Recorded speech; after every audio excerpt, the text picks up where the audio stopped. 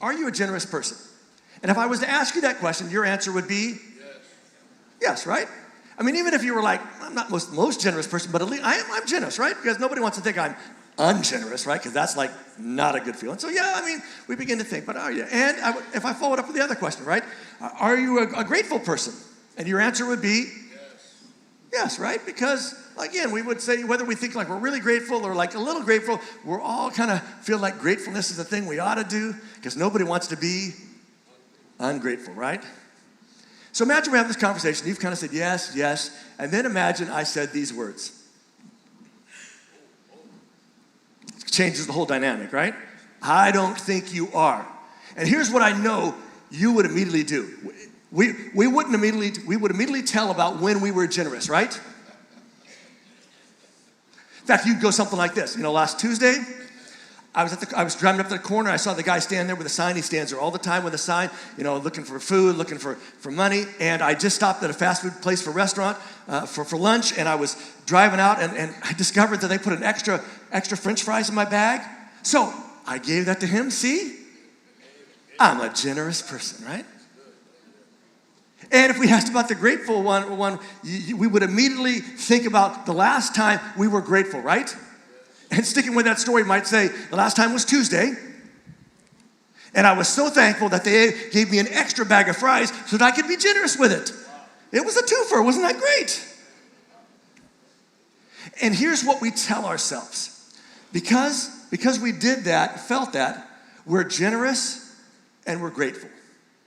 To put it a different way, because we were, we are. And we've all had this experience, right? This is why some of us don't ever seem to be able to we have this kind of running argument with our spouse. You didn't know we were going there today, did you? But this thing goes on, and it's like, you never help around the house. And let me just give you a little marriage advice. Don't ever use the word always, never. Because here's what's going to happen.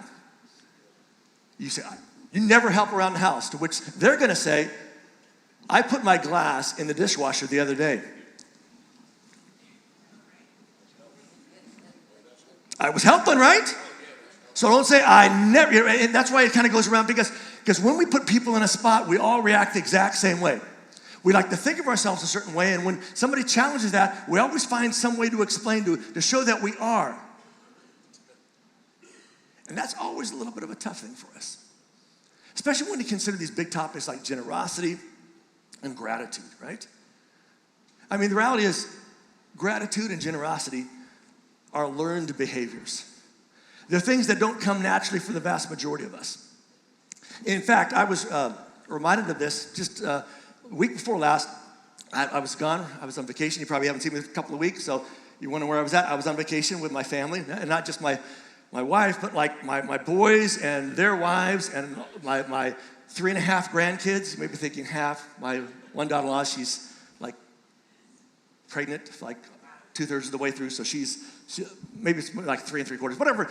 We've got 3 little boys, right? They're all boys.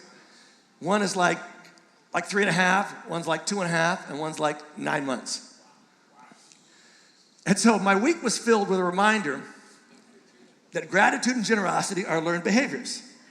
Watching my sons and my daughter-in-laws trying to help them learn these behaviors, right? So it was a week filled with this.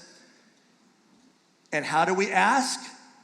And the answer is, please. That's right, you gotta say it that way. Please. Please what? Please may I have, right? It's just over, it's just a reminder, it's a learned behavior, right? The other thing that was a common thing was this. Do you want to share your cars with your cousin? And the answer was, no. You know this answer, right? But it was this great reminder that gratitude and generosity are such learned behaviors, right? And parents, parents try to help you develop that. You try to get it to be part of your vocabulary, because they recognize that you may not feel it, but it's important just to get that learned behavior into our lives. And that's important for us because just a couple of weeks ago here, we sent like 100 high school age kids out into the community along with some adults to watch them, so don't worry about that. But we sent them out in the community with like 2,000 bags to go to neighborhoods around here to collect groceries for our Festival of Hope that's coming up next weekend. And so they go out, and when you think about, that much time and energy and, 2,000 bags and preparing the list and sending them all out, there's a question I think that may pop up. And today we're going to have a little behind the curtain scenes about gratitude and generosity, at least here at New Hope, why we do some of the things we do. So the question might be, why go to the hassle of sending our kids into the community to gather groceries? I mean, why get all those vehicles to get 100 kids plus, the 25 or 30 or 40, I don't know how many adults we got going out with it. Why go through all that hassle? And why are we bringing, you and I, why are we bringing groceries and chickens, not turkeys, next week? Why go through it? Why not just raise the money, give it, and be done? I mean, it seems like a reasonable question, right? Wouldn't that be, wouldn't that be easier? And the answer is? Yes, the answer is yes. Not a trick question, folks. It would be so much easier, right? But it reminds me of that great truth, that easy isn't better, it's just easier, right? And sometimes, well, the reality is, we know something. When I say we, kind of the leadership, kind of how we do things around here, and we know something, and what that something is, I'm going to tell you in a few minutes, right? But I want to talk, first of all, before we get there, about some beliefs to unbelief. Because here's what I've discovered. While gratitude and generosity are learned behaviors, there's also some other behaviors and also some beliefs that we learn along the way somewhere in life. And I don't know who necessarily teaches them. It wasn't like in a class they sat down and said, these are how things work. I don't think your parents ever sat down and said, let me just tell you some things to believe about generosity and gratitude. But here's some things that are really things we ought to unbelieve, because while they sound like they're true and we maybe believe they're true, they're not so true. First one is this. We can only be grateful if we have something to be grateful for. Which seems on the surface like, yeah, how can you be grateful if you don't have anything to be grateful? But if we buy into that, we miss so much about life. And we really miss the whole concept about gratitude. A few months ago, I was walking down the hallway with somebody. They were going down to the adult circle that we have earlier at 9:30. They were walking into their class. I saw them, was walking down the hallway talking to them. And I said, hey, how was your week? To which she said, terrible, it was tough. To which I said, because I'm paid to be empathetic, I said, I'm so sorry to hear that. And I love her response, because I was expecting her to say, well, I appreciate that, but, it's just my job, whatever. But she said, if it hadn't been tough, I wouldn't have appreciated this day. This idea of a Sabbath and a rest and a kind of getting away from all that stuff. And I thought, what a great, grateful response to an ungrateful situation, right? So that's one of those unbeliefs one of those beliefs we probably ought to unbelieve. Another one is this. Feeling grateful is what matters. Sometimes I don't want to fake it. I want to be true to myself, right? My real self, right? And I shouldn't be grateful if I'm not really grateful. And we kind of buy into that. So what ends up happening is we're waiting for a feeling, which is kind of silly, right? Because you and I know that feelings are notoriously untrue and not reliable, right? And I'll give you some examples from your life. You ever have a crush on somebody or like madly in love with somebody and they didn't know you exist? Raise your hand. I want some honesty here today. Oh, get your hands up, right? You had their poster on the wall and like, right? And it's like they have no idea about who you are, right? You ever walk by somebody, have a couple of people having conversations, and you go, I think they're talking about me. Oh, come on, I'm not the only one. Raise your hand. Right there, thank you, right? Because we feel like, feeling grateful is what matters. No, it's not. Being grateful is what matters. And how we go about being grateful, how we show that gratitude. It's not just a feeling. The reality is unspoken, unshared gratitude is just a warm feeling. It's not really gratitude. Because what if feeling grateful doesn't mean we are grateful? Because sometimes we're not.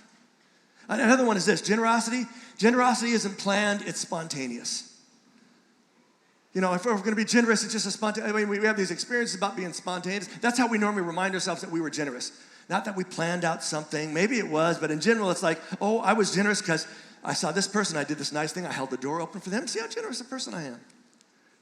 You know, I was going to honk my horn and wave less than all my fingers at somebody this week in traffic. But I didn't. What a generous person I am, right? Well, we think about those spontaneous moments. But if you've ever been around somebody who is just a very generous person by nature, it seems almost, or maybe they have just learned long enough that it's become part of who they are, you know that it seems like they've almost pre-chosen or pre-decided or have this predisposition to just be generous no matter what happens. Because sometimes we think, oh, I'm generous is only about spontaneity, it's not about planning. But it's not necessarily about sitting down and planning out the whole thing, but there is sort of this predecision that when an opportunity shows up, I'm going to be generous in this, as opposed to in the moment, I'm going to stop and do what so many of us do. How many of you in the last month has had somebody stop and ask you, do you have any change? Do you have any money you can share? All right, a few of us, right? I had somebody do that a few weeks ago, and I did. I'm going to guess what you probably did. This guy made a mistake because he said, do you have any change? I don't carry change. So I'm like, oh, sorry, I don't have any change. Sorry, I can't help you. Because you asked for change, right? And I didn't have a change. But you think about it, so often our generosity is based on what we have access to, right? We think about, hey, can you spare a couple of dollars? And we think, what do I have in my pocket? What do I have in my purse? What do I have access right in the moment? And we think it's got to be about that spontaneity in that moment, as opposed to what if generosity is about something way more than that? And another belief that we need to unbelief is generosity is mostly about money.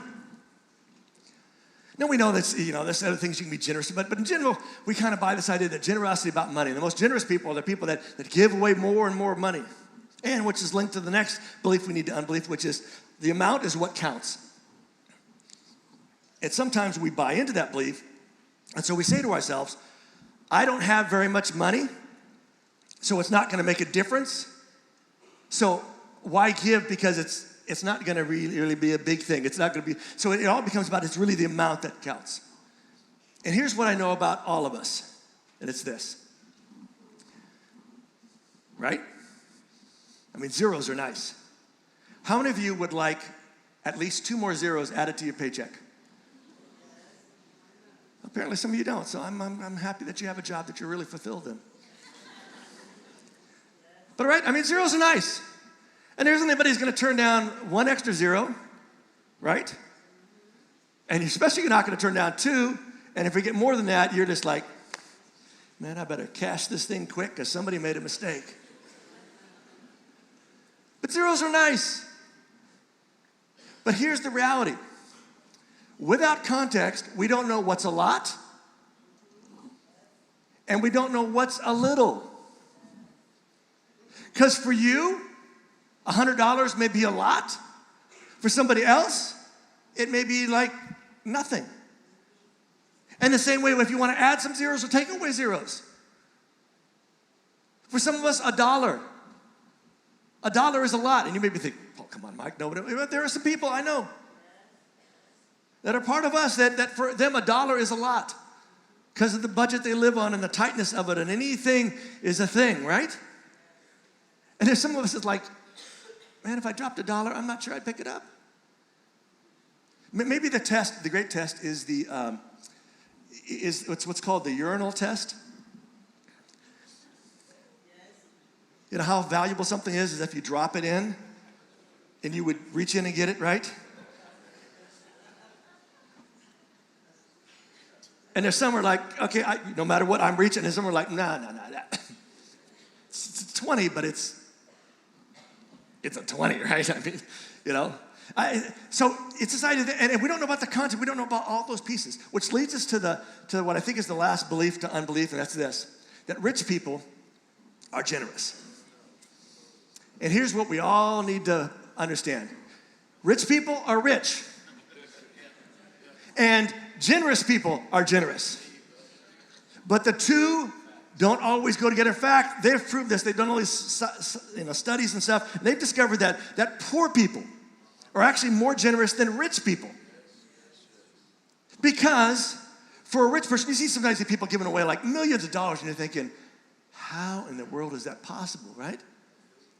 But if you got a couple of billion, 100 million isn't that much apparently, right?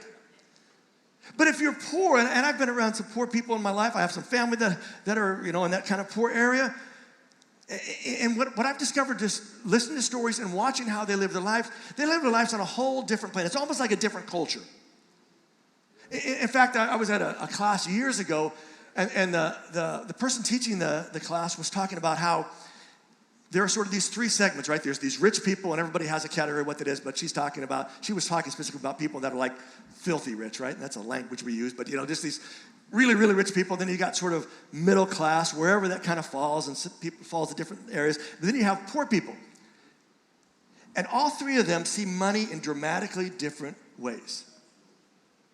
Rich people just see it as an investment. It's about, using your money to get ahead and to get all these things. Middle class, we're trying to save money to be able to do something in life, or pay off something in life, or finally get that student loan down a little bit more, right? And a poor person, they don't believe they can save their way out of poverty because they're not making enough to save their way out of poverty. And maybe you've been around this. You've seen somebody who's like got nothing. Somebody else needs $20, and they're like, well, I got $20. Here's $20. And you're like, how could you give them $20? I mean, that's like your last $20. And the reality is, $20 is not going to make a huge difference for them. Just like $20 wouldn't make a huge difference for a really rich person, but in a whole dramatically different way. And their idea is, if you're in need right now, I'm going to help you, because at some point I'll be in need, and this is just kind of how this culture operates. Which leads us to some what-if thoughts that we ought to have. And the first one's this: what if there's more to generosity than money? And we all know there is, because we know that you can be generous with so many other things. You can be generous with your time. In fact, one of the greatest gifts you can give parents, I'll give you a kind of clue. Want to know what you give to kids for Christmas? Give them a couple of your days. Put a bow on it. Now, you may not be as exciting as the latest video game, and I understand that. But the gift of time is huge. And on top of the gift of time is the gift of your presence. Because let's be honest, the gift of somebody's presence, where they're listening to somebody, paying attention to somebody, is a rare commodity now, right? And this is not a commentary on our current culture. It's just a snapshot of it. But isn't a lot of the times when family gets together, friends get together, people get together, isn't this how it looks?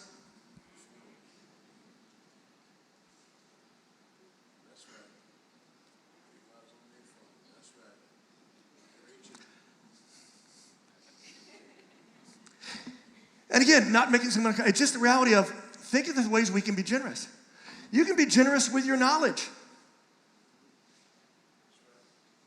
There are so many other things, but sometimes we get locked in this idea that generosity is all about money, right? Because it gets talked about, especially in a space like this. If you've been around a place like this much of your life, you know that generosity is oftentimes linked to money, right?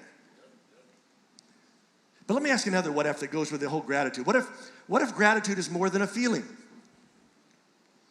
Now, let's be honest. That gratitude feeling is a good feeling, right? It just makes you feel warm and fuzzy. It's like, it feels good to be grateful, right? That feeling you get after your Thanksgiving meal, where you're kind of sitting like this because you can't sit like this any longer, right? And it's like, you sit and you have this conversation, so you just kind of keep eating, because that's the polite thing to do in that setting. And so you eat to finally where you're like, let's roll away so that in an hour we can eat pies. And let's have a little bit of every pie so that we don't offend anybody, right? Because I hate to offend anybody, right? But that feeling like it's like, I just feel stuffed, but I feel grateful, right? I'm grateful because it just, the tryptophan hits your brain. I'm just grateful, right? Which these two what ifs maybe lead us to a really important question for us just to consider, and not just in the moment, but maybe as you leave here today, and that's this. What does generous, grateful living look like? And does it look like what we think it looks like?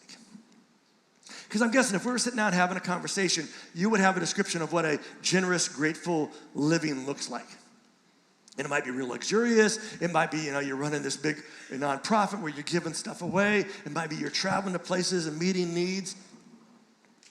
It might be you're hunkered away on some mountaintop away from everybody, and it's like, I'm generous because I have somebody else giving the money away, but I'm grateful to be away from people. But what does generous, grateful living look like? And there's actually an event from the life of Jesus that, again, if you've been around a place like this, a church, you've probably heard the story at some point if you've been around long enough.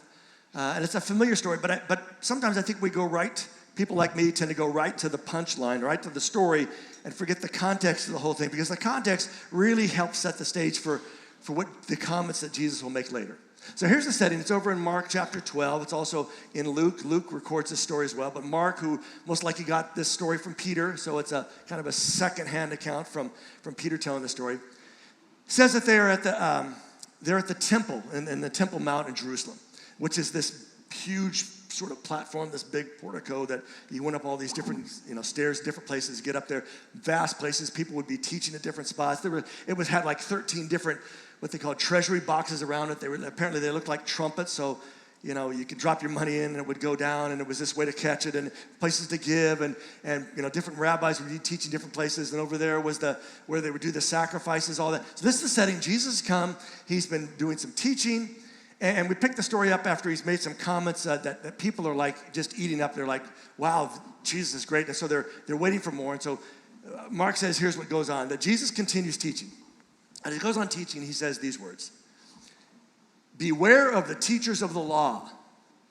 To which everybody in the crowd goes, ooh, this is going to be good, right?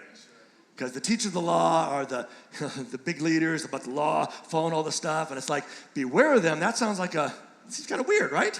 Because they're supposed to be the teaching of God's law. And why would we be beware of those people? But Jesus goes on, beware of the teachers of the law. They like to walk around in fancy clothes in these long robes. To which I think some people are like, well, I'd kind of like to walk around in fancy clothes, right? I mean, some of you like fancy clothes, right? How many like fancy clothes? Raise your hand. See, you'd be like, I'm not sure why we'd be wearing of these people, but he goes on. And they love for people to greet them with respect in the marketplace.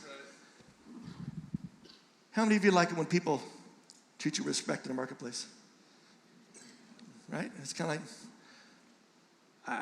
I see kind of an issue, but I don't really see kind of an issue, Jesus. They love to have the most important seats in the synagogues and at the feasts and at the big banquets. Kind of nice, yeah, kind of nice to, I'd rather have a good seat than a bad seat, right? I don't want the seat right by the restroom or the kitchen door, right? I don't want to see how it's made, and I don't want to, well, yeah. But Jesus says, and okay, he's talking about these things that we'd kind of like to experience, but he's saying that's kind of what apparently is driving them, right? They love this whole, love to, look good, show off my wealth. I love to be recognized and respect, and people to honor me. I love to have come in and have make a big deal over me, give me the best seats. But Jesus says, if you're kind of feeling like some of those things that they like to do, they cheat widows and steal their houses. Literally, they devour widows' homes. Which is like, I don't care whether you're a religious person or not a religious person, you just know that's not a right thing to do, right? To a widow, and especially in that society, if your husband died, you were in big trouble. That's the word I'm going for. Yeah, in big trouble, right? Because the husbands were the ones working, wife stayed home, and now she has no source of income. She would have been, most likely poor unless he had been really rich. And so and the idea that these religious people were taking advantage of them, devouring their homes, somehow working their system to get control of those things. Maybe they promised they were going to take care of them, whatever the case is. And on top of that, Jesus says, and then they try to make themselves look good by saying long prayers in public. Now, I know none of us would ever try to make ourselves look good when we're doing something bad. Right? I mean, that's such a bad thing. But Jesus says apparently that's what these guys did. The way they cover up on kind of their shady stuff behind the scenes is let us pray, right? And let me just keep praying and showing you how religious and holy I am, and then you'll forget all this other stuff because I am religious and holy. And the crowd is like, wow, Jesus is calling these guys out. And then he drops the bombshell on them at the end when he says these words, they will receive a greater judgment. They'll receive a greater condemnation. To which all the people said, a good thing, right? I mean, they should receive a greater judgment and condemnation, right? Because they're in this position of power and of influence, and especially with this whole religious thing on top of them, the fact that they would use that to do some really bad stuff ought to get them something worse. And Jesus says that's what's going to happen. And Jesus finishes his teaching for the day. They're in the Temple Mount, this big temple area. And Jesus, he says, hey, come on, guys, in the teaching, we're going to go over here. And they go sit someplace in there. And they sit near one of these temple money boxes. And they just watch the people put their money in. Now, a little context. You have to remember, they don't have bills. They have coins. And if you're putting coins into some kind of box, it's going to make a noise, right? And so it's going to clunk, clunk, clunk, clunk, or it's going to go ding, right? It would depend on how much you're putting in. And so Jesus says, come on, guys, we're just going to watch some people today. And they sit there, and they watch these people come. And as they're sitting there, Peter apparently tells Mark, hey, a lot of rich people came. And they gave large sums of money. That's how we knew they were rich, because it's like, they're pouring the stuff in the machine that's going clunk, clunk, clunk, clunk, clunk, clunk, clunk, clunk. It's a big noise, and maybe they're making a big production of it, because let's be honest, if you're being, giving a donation, you want everybody to know you're giving a donation, right? You don't want people thinking you're not giving a donation, especially if you're rich. You want to say, see what I'm doing. So they're pouring all this stuff in. And so they're watching, they just go on, they see some regular people, they see some rich people, maybe they see some poor people. They're watching, and then what happens is this poor widow comes along, and all she has is these two small copper coins. They're called two lepta, and it's like the small. For us in America, it would be pennies. Other countries, they have smaller things. It's like the smallest coin in your context. That's what she has. She has two of them, and they're worth only a few cents. And so she kind of waits her turn, and maybe she's old, maybe she, comes up slowly, or maybe she's got her head down or whatever. Some way he knows she's a widow, or maybe it's by the way she's dressed. And all they hear is the tink. Not even a clang, it's just a tink. Maybe a tink tink because it's two. And she walks away.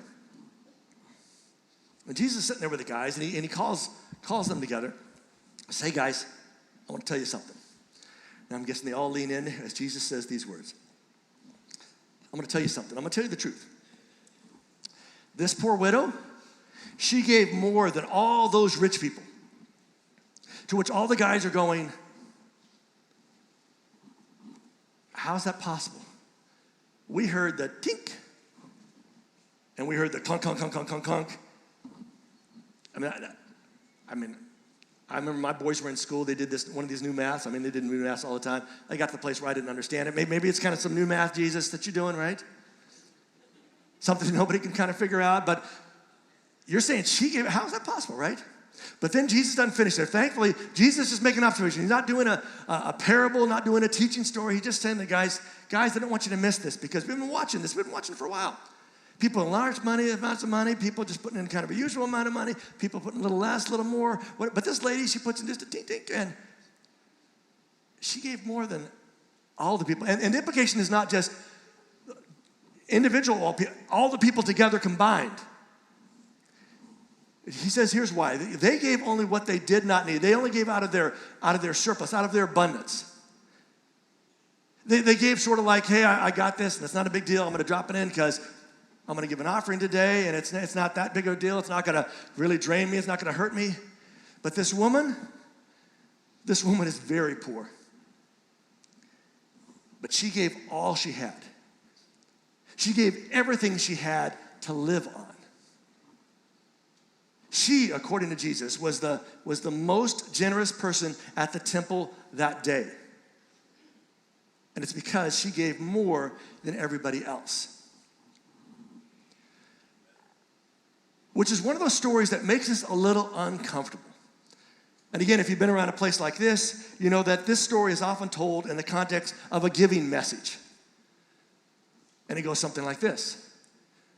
This woman gave everything she had. And though it was a small amount, it's what made Jesus happy. And don't you want to make Jesus happy? So let me ask you a deep, personal theological question. Is Jesus teaching us to give until we feel it? To give all of our money away. Is that what Jesus is teaching? Got a little quiet in here. The answer is, everybody say it. No. See, this isn't a giving story. This is a contrast story. This is not something that Jesus is using to try to teach some great thing about. He's just contrasting, saying, listen, we got these teachers of the law, the people that ought to know better, ought to be better. But they use their position to be all about themselves. And to make matters worse, they take advantage of widows, people that have no legal standing, people that have no, ability, people that have limited, and they could just take advantage of them, and they take advantage of them, and then they pray, kind of act like they can cover it all up and be all good about it. But here's this lady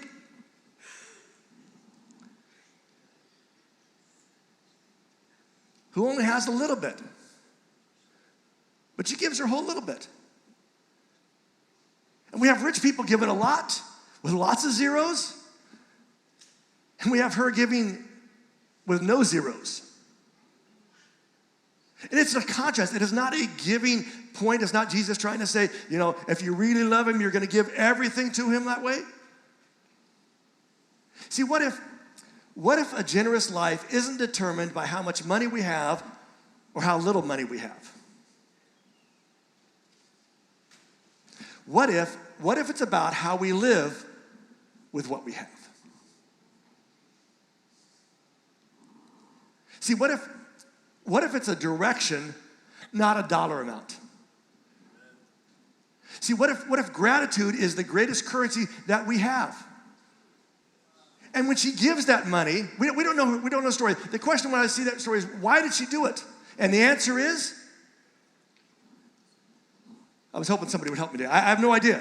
Because you saw the whole story. That's it. We don't know anything about her context. All we know is that Jesus recognizes she's poor. We don't know if it's just how she's dressed, if there's something they wore that signified that, whether he knows her story and has talked to her before. We don't know. And we don't know why she gave everything she had. But it's easy to guess that maybe it's because she felt grateful. Maybe it was an act of generosity. Maybe it was an act of faith. God, I don't have a lot, but what I got's yours. Because let's be honest, 2 of the smallest coins in whatever society you live in aren't going to buy you much. And so whether this buys me just a little bit or nothing, it's not going to change what's going on in my life. So maybe I'm going to choose gratitude and generosity instead of fear and holding on to what little I have. It's really about the contrast between how she approaches her faith and how the rich people, and especially the religious leaders, the teachers of the law, approach their faith. And if you've been around New Hope for very long, you know that we have certain sayings we say regularly. And one of them is this: it's always a good thing to... Now, I want you to say it like you actually, maybe not like you believe it, but at least like you've heard it before, all right? So it's always a good thing to, thank you, to do a good thing, right? And you know why it's true that it's always a good thing to do a good thing? Because it is. Because it just is, right? I mean, isn't that right? Whenever you do a good thing, it's a good thing to do a good thing. And it's one of the things that drives as we think about ways to be part of our community and to support those that do good stuff in our community. And it really drives what we do this time of the year. And in fact, it drives not just what we do this time of the year with a big Festival of Hope and trying to gather a bunch of groceries so that people can have a good Thanksgiving in a couple of weeks, but it's about what drives the rest of the year. And in fact, if you've been around a while, you know that we regularly have what we would call giving opportunities, right? Moments to give, to support some things, to go volunteer at some things. And do you know why we regularly have giving opportunities? So I'm going to pull the curtain back and give you some insight today, right? Because it may be like, why is it like we regularly have, we're going to raise money and go support some, we're going to raise money and give it away. Why about all that kind of stuff? And it's simply this, that we know that regularly giving to others and helping others and doing good does something to us and for us and in us. Because here's the truth. Gratitude and generosity aren't natural for most of us. In fact, for some of us, they're really hard. They are learned, and they are learned best by doing. And so what we've tried to do is regularly have those things so that in your life and in our lives, will be regularly the idea of we're going to give stuff away. We're going to support good stuff. We're going to do good things for other people so they can do good things for other people. Because we think that if we're doing good, if somebody's doing something good in our community, that's good for our community, which ultimately is good for us because we live in this community, right? Or some parts of these communities around here. So let me ask you a couple of personal questions to help you just feel a little uncomfortable for a moment, all right? Where would being more generous be hard but good for you? Where in your life is like, I really should be more generous, but man, it's so hard. It's so hard to be generous in that situation.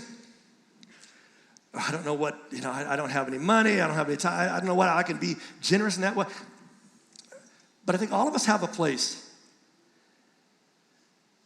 where we know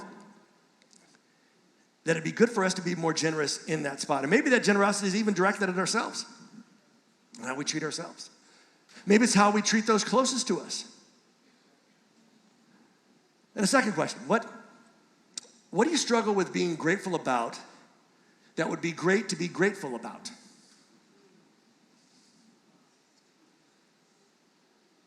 Because I think, again, we all have something that we're like, I'm grateful for that, but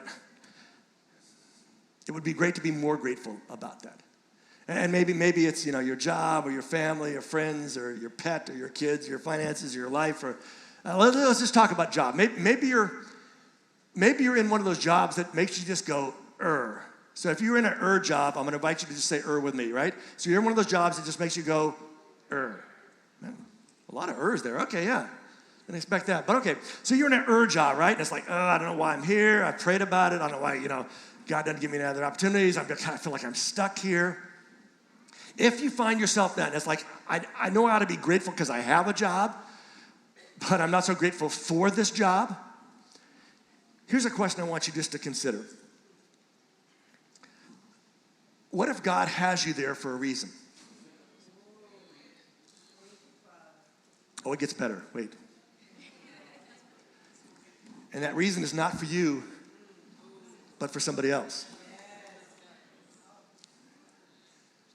If that's true, could you get your mind around being grateful for that job, not because it's a great job for you,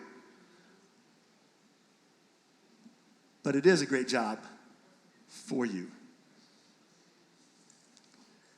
See, what if it's not about what we have, but how we see what we have and what we're doing with what we have? Because I think the reality is it is those things. That generosity and gratitude are directly tied not just to what we have, but how we see it and what we're doing with those things. And it's a reminder again of something that's easy to forget because, let's be honest, all of us get caught up in life. And our lives tend to focus more and more on ourselves, especially if life is tough, because we're just trying to make it through, and so our lives kind of shrink down, and all we're thinking about is our stuff and getting in the ways and trying to figure this all out and pay these bills and not have fights and make this all work. And sometimes it's good to kind of sort of step back and maybe even to sit down and to remind ourselves that learning to live gratefully and generously is better for us. Because isn't it true? Wouldn't your life be better if you were more generous and grateful? And I'm not saying that as a judgment. I think that's true for all of us. Because I think, again, all of us have areas of our lives that not only do we need to be more generous and grateful for, it would be better for us if we were more generous and grateful for them. But if it would be better for us, it would be better for the people around us. Because you know what? If you are the opposite of gracious and generous, you're not a very good person to be around. Now, I hate to break that news to you. It may shock you. But those closest to you are like, thank you, Mike. I appreciate that. And again, I'm not saying that try to be negative and critical of you. I'm just trying to open all of our eyes to I think what God hopes to do in our lives. And if you're not a religious person, I understand, you don't believe kind of the whole God thing and whether God cares about something. But even if you don't believe in the whole God thing, wouldn't your life be better if you were more generous and grateful, forgetting about God, just about life in general?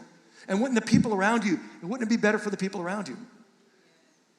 And it would be true that it'd be better for our community. It would be better for our world. And so the next couple of weeks, we're going to come back and talk about this idea of learning to live gratefully and generously, because while we may have learned early on that how do we ask? Yeah, this half learned it. Let me go over here. Remember when your mom and dad did this to you, Victor? And they say, well, how do you ask? What did you say? Please.